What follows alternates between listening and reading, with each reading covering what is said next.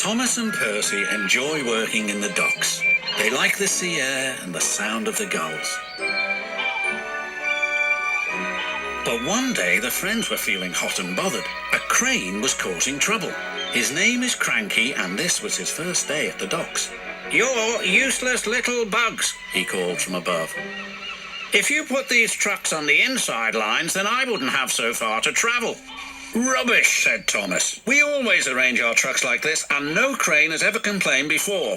"Well, I'm complaining now."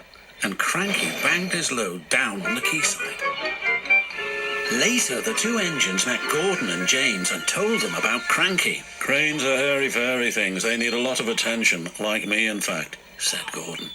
"You should see the situation from Cranky's point of view," huffed James. "He's high up in the air, coping with wind, rain and baking sun. Then he looks down and sees you two little engines being annoying.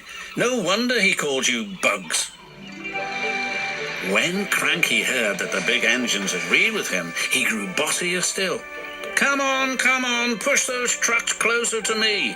But Percy was too upset to concentrate and pushed the trucks too far. Poor Percy. Then, Cranky played a trick on Thomas. "Push your trucks onto the outside line. It's easier for me to load up." So Thomas did.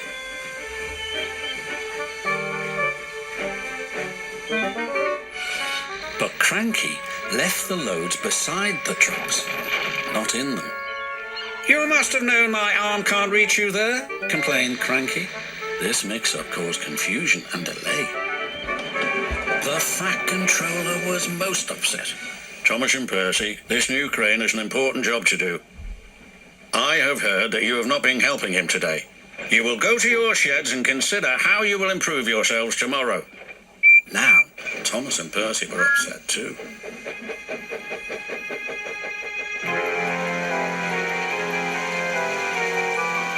That evening, a big storm raged across the island.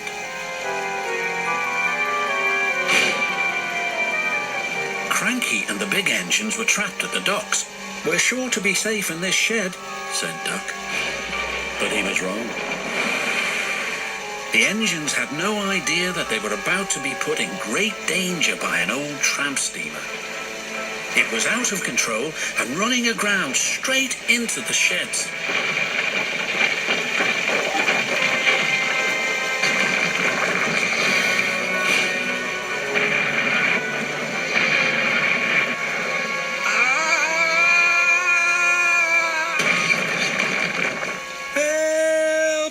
Called the engines from inside the shed.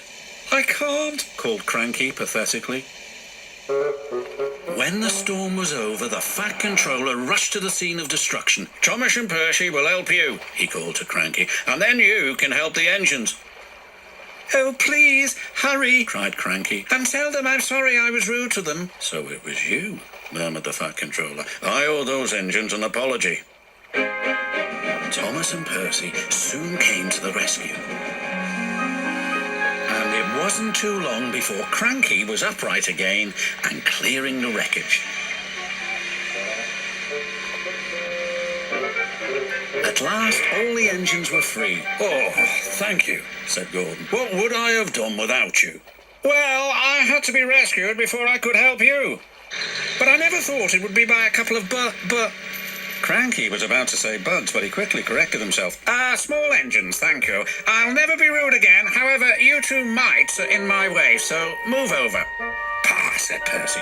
"He's back to bugging us." "Don't move. You're still attached to Cranky."